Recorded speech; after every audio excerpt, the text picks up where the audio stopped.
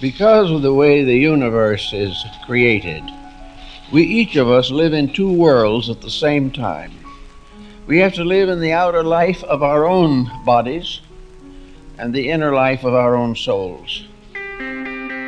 Hello and welcome to Living the Inner Life. I'm your host, Chris Sheridan, and I want you to join with me on a discovery process of looking into our inner lives and our thoughts, our feelings, our experiences, our beliefs, and how all these influence the way we experience and interact with the outer world and other people.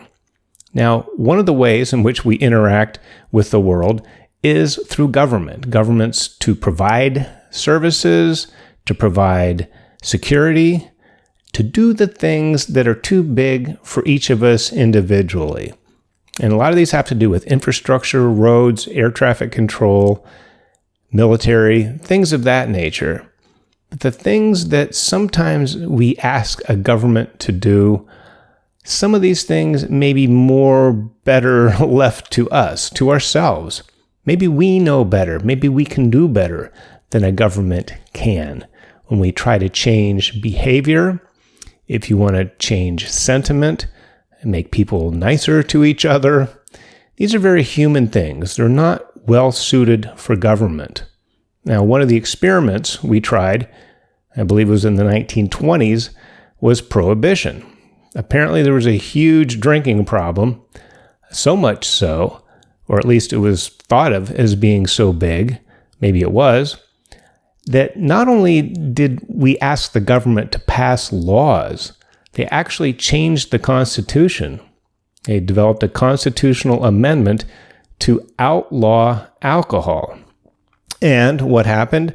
Well, people still drank, especially those that had certain privilege, and other ones that were maybe in more rural areas that could make their own hooch and bathtub gin or things like that, which wasn't great for you. A lot of people got sick.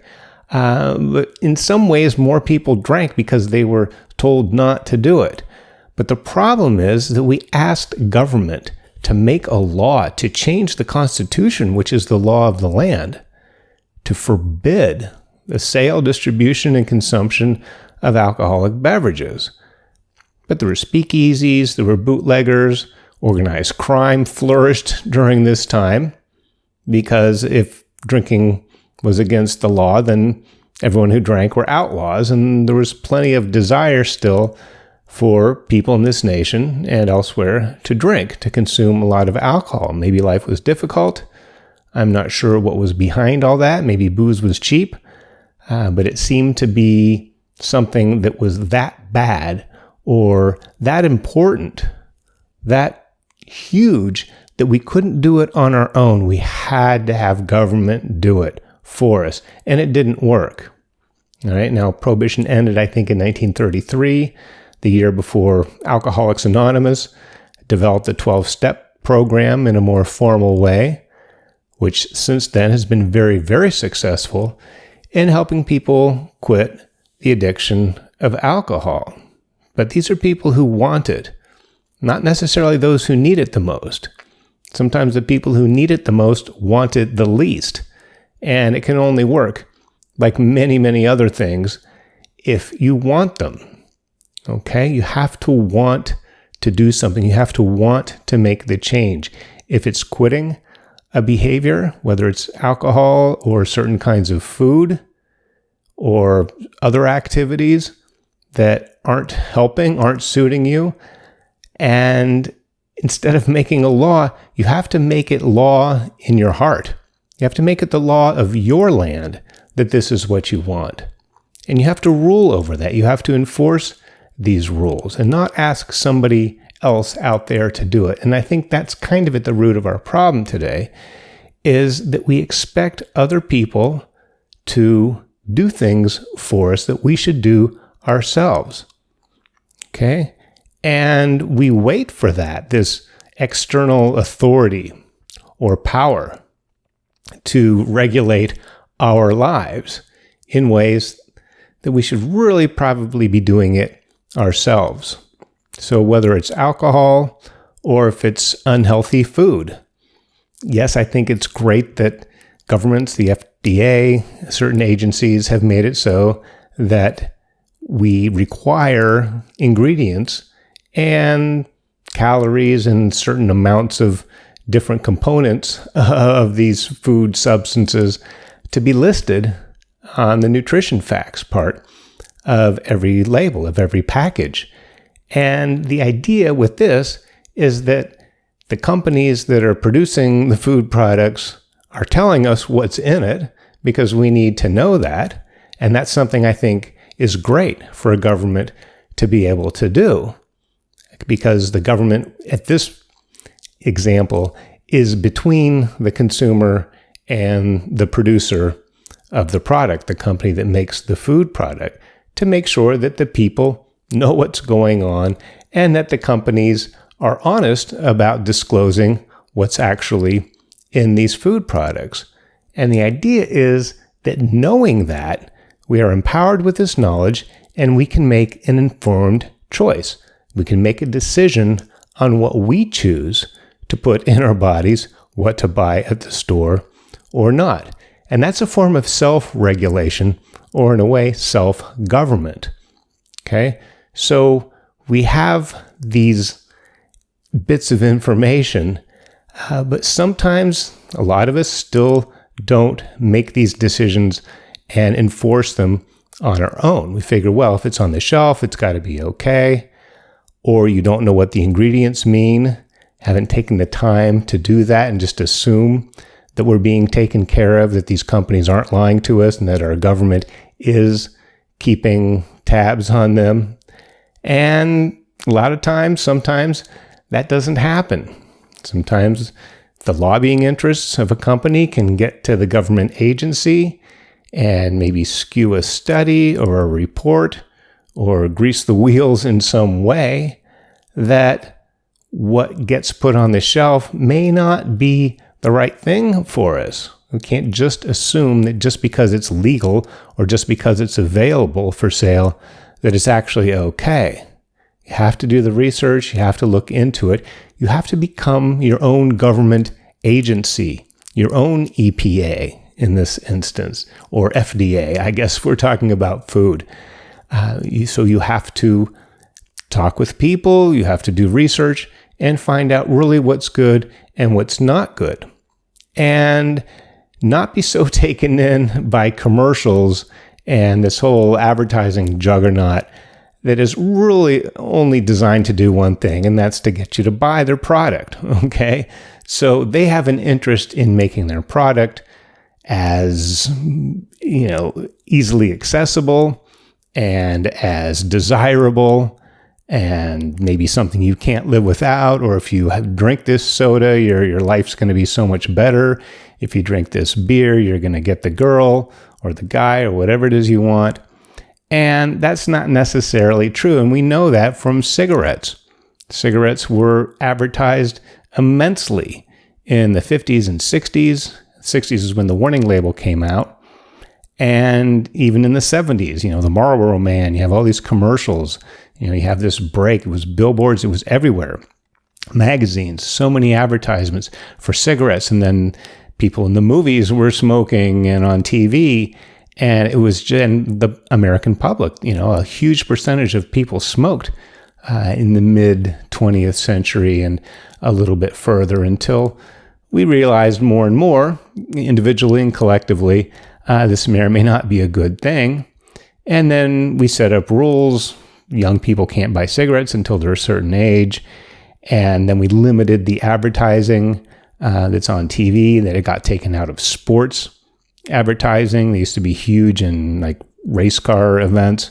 That the cigarette companies, would be painted on the race car and big banners everywhere and huge money because they had it.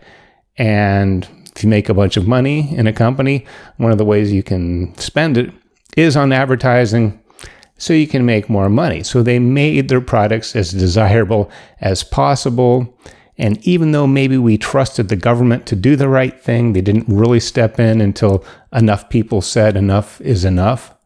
But do we have to wait for it to get that long? Do we have to let these disasters, whether it be with a food or other type of product that's not good for us, or even things like a disaster, and maybe a small disaster in quotes, we can deal with these things on the local level. We don't have to wait for the government to swoop in. Oh, they should just take care of this. Maybe we can take care of a lot of these things in our communities and in our society, helping each other out, helping ourselves out, so we don't have to ask for help, and use that help for the things that government help and power is better suited for. Okay? And the same is true with our inner lives. Okay? Who's in charge? Who's governing our decisions? Who's regulating our laws? Who's legislating new laws? How are we developing this power structure? Who's in charge? Okay? Who's representing you? Is it a smaller part of yourself? Is it a weak part, a fearful part? Is it your inner tyrant that's running the show, and all these better parts of yourself are terrified and can't speak up because of this autocratic ruler we have inside? Okay, so that's something to take a look at. Everything that we think that our government could and should do for us in our outer lives, say like in society, in our culture, all those elements are happening inside as well. So if it's a health decision with food, you have to be the FDA, okay? You have to look after your own best interests, regardless of what the company or the government says. You can take that information in, but take it with one eye open, okay? One eye looking elsewhere, like, okay, this is what they're saying. They're saying this is healthy and the government approved it, but really is it? Do I feel good when I eat it? Have other people said they get sick when they eat this thing? We have to be in control. If it's alcoholism, you can't change the Constitution and expect people to, well, it's illegal, we'll stop drinking. There's a lot of things that are illegal that people do all the time. That's what crime is. Theft, robbery, anything like that is illegal. There's laws against it. They've already been legislated. They've been passed into law. They have other agencies to enforce these laws. There's other agencies that punish those who don't obey these laws. But they still get broken because we're not regulating ourselves. We're not governing ourselves. We're not in charge. We put it out there for somebody else to make things better for us. If we don't feel good, if we feel like a certain group is insulting ourselves or our group, then we want government to step in or big business to step in and squash the other voices. Okay? How much of that is within our control? Actually, a lot of it. We can determine what we take in, how things affect us, and whether we choose to be a victim or choose to be in power. Okay? We can have these things happen if it's some injustice, and I don't mean an illegal injustice, but more on the personal level. Okay? You can't get people to like you through a law. You can't get people to say nice things to you only through force or intimidation. Okay? You have to allow people to live and grow on their own, and you have to allow yourself to be in charge, okay? Be your own government. Set up laws, okay? If the laws of the land, the Constitution of the United States, were set forth by the founding fathers, the early leaders of this America experiment, this movement a couple hundred years ago, well, a little bit longer than that, they drew from philosophy of ancient Greece, Democritus and Socrates and Plato, and some of these ideas and ideals that Francis Bacon had in the 1600s that were set forth to produce, like the Magna Carta, documents and writings that have endured, that speak to the best of what we can be, the best way we can be for each other. Okay, now these are ideals. These are set up there. They are in some ways pie in the sky, but they should be bigger. They should be almost unattainable. All right? Otherwise, you're not reaching far enough. Okay, your grasp should always be less than what you're reaching out towards, because then you're allowed to reach out further. You know, if you say the sky's the limit, you're never going to make it to the moon or beyond.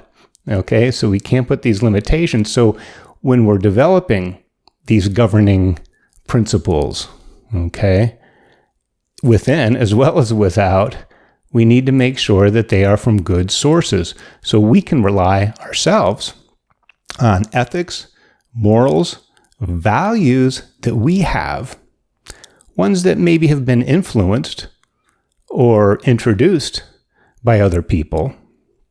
It could be great literature. It could be, again, the philosophers, the great spiritual traditions of all ages, of all cultures throughout time, have all addressed these problems or these challenges that we face as individuals and as a collective society. And so much of it comes down to the individual. And I think we've reached a point, maybe we never had it. I don't know how things really were hundreds of years ago. You can read histories and draw from that what you will. But there seems to be, at least in this current time, such a reliance, really you're deferring the power to somebody else, somebody who's maybe not qualified or capable, or an institution that doesn't have the tools or the consciousness to deal with some of these things. A lot of these are really personal matters. And if you change something on the personal level, you can change it on the community level, the city level, the state level, the federal, the world. It can emanate out, like a drop in a pond that ripples in these concentric circles going out and out, further and further. It's amazing how much power we have as individuals. All right, a lot of things that have happened, a lot of big changes that have happened were not forced upon us. Nobody forced the country to move from landlines to cell phones. Okay, this technology was introduced, and at first it was expensive. It wasn't practical. There weren't many towers, and the service wasn't great. There really didn't have a lot of functionality to it, especially for the expense. But as coverage increased and technology advanced, prices came down, and then more companies cropped up, which produced competition, and people adopted this. They weren't forced to. There was no legislation. But it seemed to, at some point, it seemed to make more and more sense to more and more people, and they could see the benefits of it. Then it was worth it, and it really changed the way we communicate, at least over the telephone. Of course, the internet is another one. So many of these paradigm changes really happen at the personal level. And what's a collective but a collection of individuals? So there's huge power in that, but it wasn't a centralized out there authority that caused the change. And even some of the laws that have been enacted, say regarding cigarettes, they were driven by people's concerns and the needs of people who determined that this isn't good for them. And even though the CEOs of the companies and the government regulators weren't stepping in, people did on the personal level. So we have to turn within and find out how we can govern ourselves. Who's the top leader? Who's the president? Who's the ruler of this entire inner society that each one of us has? Are we deferring to committee? Do we have too many voices? Spending too much time hemming and hawing. Well, you could do this, but maybe you should do that. And but what does that mean? Maybe I won't get to do this. A lot of introspection is necessary, but you can get caught up like a committee, like a bloated government agency, and nothing really gets done. You can centralize that authority and have an autocrat, and this dictator, perhaps, may not work in your best interest. You can get hijacked, or say a coup d'etat, an internal coup d'etat that you were taken over by a smaller part of yourself, a fearful part of yourself, one that reverts to base survival instincts. If it's sexual or violent or selfish, if that becomes the ruler, then that's going to determine how a lot of things play out in your life. Or can you elect or appoint, say, what used to be called a philosopher king? Somebody who is a strong ruler and has that authority, but also has that respect from the people. And I guess we're talking inner, all your inner voices, all these inner parts of yourself, this divided, or maybe not divided, but certainly having many voices. We have many different needs in our lives. Who's in charge of all of them? Who have we put at the head office? All right, so think of a Socrates or a Plato. Think of a great speaker or a poet or a musician or somebody. Well, musicians, be careful about the personality. Maybe you can be driven more by a great song and have that be part of your guiding light. But what guides you? What's the Constitution? What are the values? What's the Magna Carta? Okay, what is your philosophy of life? And that's really what this is all about. Okay? Your philosophy of life is like your Constitution or the governing rules of the society, of your individual collective, if that makes sense. Okay? Who's in charge? Elect somebody, elect that part of you that's the best. Even if it seems like these other parts, these desires and fears and a host of other emotionally driven aspects may seem to be in control right now. Make sure that they're not in control. Okay? Bring the higher self, okay, this higher power within, bring that to the forefront and have that determine what it is you do, what it is you say, and what you think, because it's on this level of consciousness that we can really have that much power over governing our own lives.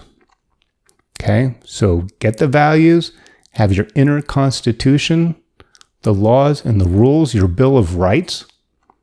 Okay, what you're willing to stand for and what you're willing to stand up for. Okay? What are you willing to go to the mat and fight for? And what are you not willing to accept? What things are illegal inside you? Okay? Why don't you outlaw some of that negativity? Okay? Why don't you have a constitutional amendment that legislates against pessimism and anger and hatred and victimhood and all these things that don't really serve you as well as a better set of values with a better ruler? Okay, so think of yourself as a small individual society with different voices, different needs, different desires. Have them all work together, get them on the same page, elect the best leader you possibly can to drive who it is you are and what it is you do. Even if this leader is a spiritual figure, okay, a Buddha perhaps, then have that be the guiding light. But it's still you doing it, okay? So I know you can do it. I know I can do it. And a lot of times I don't feel like I'm in control over my life and my thoughts and some things that I do, and I wish I could do better. And I can, and so can you. We have self-control, we have self-regulation, and we have our own self-government, a good government, the ideal government, the one we wish we had in Congress, we can have in ourselves, in our inner lives, and that will affect and change and improve our entire life, inner and outer, and we'll see you next time here on Living the Inner Life.